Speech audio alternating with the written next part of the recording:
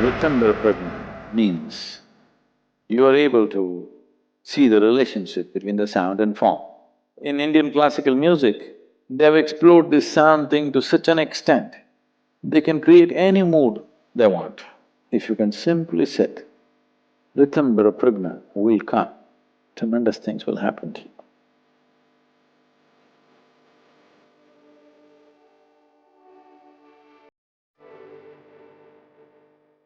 There is a certain dimension of perception which is referred to as Ritambhara Pragna.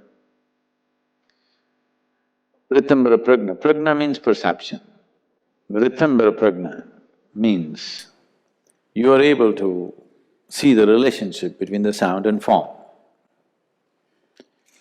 As we've gone through this many times, probably for many of you, if you feed any sound into a sound measuring instrument like an oscilloscope, every sound gives out a form or a pattern.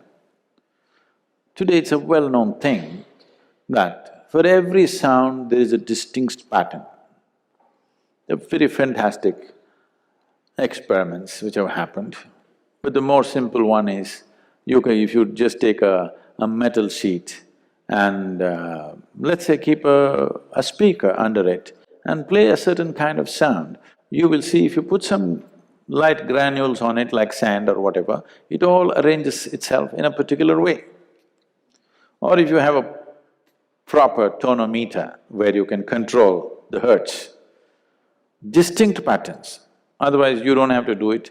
I think if you look up on the internet, I'm sure there are experiments like this where you can see where for every kind of sound, a distinct pattern comes out.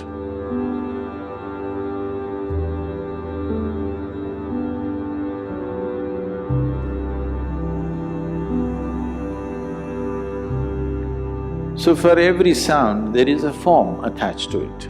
Similarly, for every form, there is a sound attached to it. Now, how to know this? That's a question. How to know which form deserves the right… attracts a certain kind of sound or represents a certain kind of sound. This dimension of perception is referred to as Ritambhara Pragna. Without any background, talking about this may make it little… it may make it a little ridiculous because without the necessary background of understanding, suddenly I speak about something else, it doesn't make sense. Let's put it this way. If you have… if you listen to music, not the music with words, let's say you simply listen to voice or instrumentals, have you noticed different sounds create different kinds of impact upon you? A certain sound brings an emotion of love in you, a certain sound makes you peaceful, certain sounds want you to jive. Different things do different kind of impacts on the system. This… even if you are not a conscious listener, it can still happen. Somewhere somebody is playing a rhythmic music, either a folk kind of thing or let's say rock music is going on. You're not really listening, you're sitting and reading a newspaper or doing something else. The body wants to move, this is the first indication it wants to dance. In Indian classical music, they've explored this sound thing to such an extent, they can create any mood they want. To have some experience of this, if you… music is simpler, easier, no risk, exploration. You must listen to music which doesn't have words. That doesn't mean you listen to the elevator music, not that kind. Somewhere people are exploring various levels of sound, various ways of expressing things, but still not much words, there may be a few words. The Indian classical music goes with this, or the Western classical to some extent, but Western classical largely is instrumental, isn't it? There are no voices. not much voice at least. If you listen to voice-based music which doesn't have much words, your ability to have a grasp over this to some extent can happen. A better way of doing it would be, there are specific mantras, but this has to be technically correct. Music also has to be technically correct, but that's not your problem, that's the musician's problem. You just listen. To be technically correct in classical music, it will take years and years of application. But mantra will come so much more easily because it's just technical. You're not looking at the aesthetics of the sound. Because you cut out the aesthetics and just looking at the technicalities, you're just looking at the mathematic of the sound, it is easier in that sense, if you want to do it. But even that will take a certain level of attention. Otherwise, the best way is if you just learn to sit still, really still, everything still within you. If you know how to simply sit here, not trying to do anything, not trying to listen, not trying to meditate, not trying to chant, not trying to think of God or devil or whatever, simply. If you can simply sit, Ritambhara Pragna will come.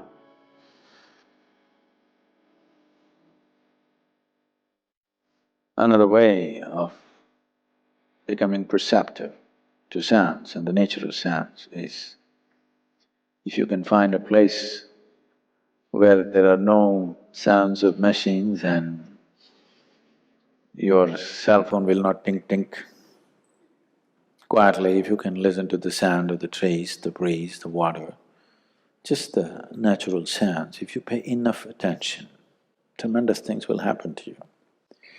If you… I don't know if there is… very little of that is probably left,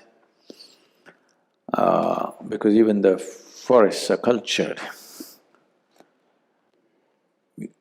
Many times I've been in the South Indian, they're kind of tropical rainforests. The longest I've been there, it was about 23 days. I walked through the jungle for about 23 days alone. No any kind of support, no cell phone for sure those days, and not even a torchlight. And fourth day I ran out of the food that I was carrying, so I lived off the forest. By about eighth day, I lost my jacket and one half of my shirt because I was chased by some animals and by that whole thing.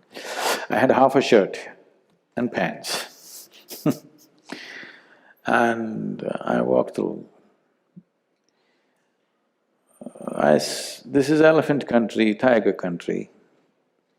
I saw tigers, panthers, elephants, all kinds of… the wild buffalo, various kinds of animals, very close quarters. But at the end of it, when you look back, what is the biggest impact on you? It's the insects. No, they're not like the ticks in America, they don't bite us. It's in the nights, the orchestra that goes on in the rainforest. Oh my God, it's unbelievable. And the timing, every day, night 2:15 means one group will stop and the other group will start. Really, their sense of time, every day, exactly by the second, one group will start, another group will start. And you don't know what they're talking about. They're definitely talking something that you don't know, for sure. They're not just making dumb noises. So if you just sit there and listen and listen and listen and listen, slowly you start noticing there is a pattern and an organization to this, which is far bigger than any human symphonies that you can achieve. Far more complex and far more intense. So if you listen, simply learn to listen, listen to everything. That means you shouldn't be talking, you know. Simply listen. You will have some sense of how sound and forms are related. But if you want to make a study out of it, then it will take a different kind of involvement. But just having a ear for everything. Do not consider what is important, what is not important. Whatever comes, you must listen. It's very important.